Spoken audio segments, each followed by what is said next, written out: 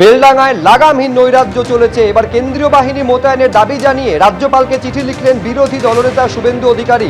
শুধু তাই নয়, বেলডাঙ্গায় বিএনএসএস এর 163 ধারা লাগু করা হোক এই দাবি পর্যন্ত জানিয়েছেন। এই যে চিঠি লিখেছেন বিরোধী দলনেতা শুভেন্দু অধিকারী রাজ্যপালকে, সেখানে তিনি বলছেন যে লাগামহীন নৈরাজ্য চলছে, বাড়ি দোকানে হামলা চালানো হয়েছে, সাংবাদিকদের পর্যন্ত আক্রমণ করা হয়েছে। এই অবস্থায় কেন্দ্রীয় বাহিনী মোতায়েন করা হোক আবেদন জানিয়ে চিঠি লিখেছেন রাজ্যপালকে বিরোধী দলনেতা। এই দীর্ঘ চিঠিতে ঠিক কি বলা হয়েছে, কি বলেছেন বিরোধী দলনেতা শুভেন্দু অধিকারী জানবো, কথা বলবো আমাদের প্রতিনিধি রাজর্ষি দত্তগুপ্তের সঙ্গে। রাজর্ষি, দেখো সুব্রজিৎ, বিরোধী দলনেতা জরুরি ভিত্তিতে রাজ্যপালের কাছে আবেদন জানিয়ে চিঠি লিখেছেন এবং চিঠিতে তিনি আর্জি জানাচ্ছেন যে অবিলম্বে ভারতীয় ন্যায় সংহিতার 163 ধারা অনুযায়ী 144 ধারা জারি করা হোক এবং সেই সঙ্গে কেন্দ্রীয় বাহিনী মোতায়েন করা হোক বেলডাঙ্গায়। কারণ সেখানে সম্পূর্ণভাবে আইন শৃঙ্খলা গত 48 ঘন্টা ধরে যে সমস্ত ঘটনা ঘটেছে তাতে মনে হচ্ছে ভেঙে পড়েছে, প্রশাসন নিষ্ক্রিয় এবং সাধারণ মানুষ হিংসার শিকার হচ্ছেন। বিরোধী দলনেতার মতে যে এটা একদম সংগঠিতভাবে একটা সাম্প্রদায়িক হিংসা ছড়ানো হচ্ছে এবং তাতে এর আগে বেলডাঙ্গা সাক্ষী আছে প্রচুর হিন্দু মানুষ তারা ক্ষতিগ্রস্ত হয়েছেন, তাদের বাড়ি দোকান পুড়েছে, তাদের মৃত্যু হয়েছে।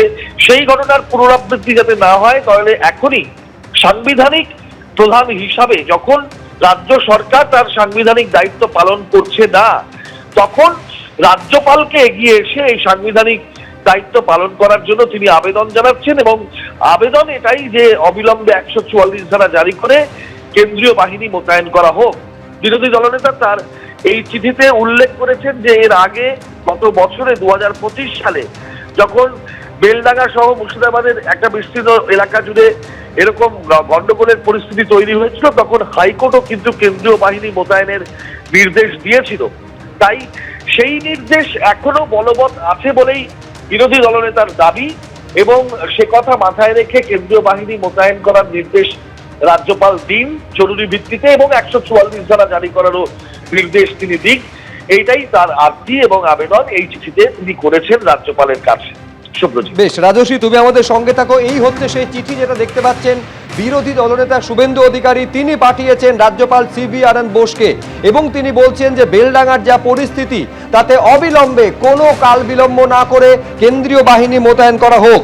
বেলডাঙ্গায় দাঙ্গা চলছে, বাড়ি দোকানে ভাঙচুর চালানো হচ্ছে, আগুন ধরিয়ে দেওয়া হচ্ছে। ফোনে আমরা এই মুহূর্তে যোগাযোগ করতে পেরেছি তৃণমূল কংগ্রেসের রাজ্য সহসভাপতি জয়প্রকাশ মজুমদারের সঙ্গে। জয়প্রকাশ দা, কি বলবেন? রাজ্যপালকে চিঠি লিখছেন বিরোধী দলনেতা এবং তিনি বলছেন বেলডাঙ্গার যা পরিস্থিতি অবিলম্বে সেখানে এক তো হচ্ছে বিএনএসএস এর 163 ধারা জারি করা হোক এবং কেন্দ্রীয় বাহিনী মোতায়েন করা হোক অবিলম্বে। শুনুন, এগুলো হচ্ছে সব পেছনের দরজা দিয়ে ক্ষমতা দখলের অপচেষ্টা। এইসব করা যায় না। নিজেরা দাঙ্গা বাঁধাবার চেষ্টা করছেন, নিজেরা হইচই করে অশান্তি তৈরি করছেন, টাকা দিয়ে কিছু গ্রুপকে মোবিলাইজ করছেন, মবকে। সেখানে এখানকার পশ্চিমবঙ্গে প্রশাসন পুলিশ সামলাবার চেষ্টা করছে। একদিকে বলছে কেন গুলি চালাচ্ছে না, তাহলে যাতে আরো বেশি গন্ডগোল হয়। আবার অন্যদিকে একটা মোবিলাইজ করছে মবকে যাতে অনেক ঝামেলা হয়। অনেকবার বিজেপি এটা করেছে, গোদারাকাণ্ডেও করেছিল। আচ্ছা বলুন তো, গোদারাকাণ্ডে কেন এইরকম কোনো ব্যবস্থা নেওয়া হয়নি? গুজরাটে কে আটকে ছিল বলতে পারবেন শুভেন্দু অধিকারী? ইতিহাসটা একটু পড়ে দেখুন। এইসব হচ্ছে আবদার, ছেলে মানুষের আবদার।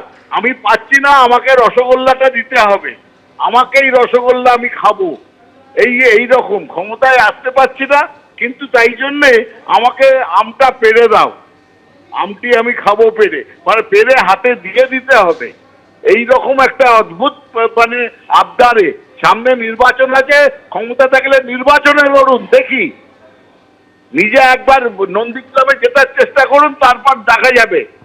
এইসব বড় বড় কথা আর এইরকম অনৈতিক শুধু নয়, এটা অবৈধ দাবি। অনেক ধন্যবাদ জয়প্রকাশ দা আমাদের সঙ্গে কথা বলার জন্য। এবিপি আনন্দ, এগিয়ে থাকে, এগিয়ে রাখে।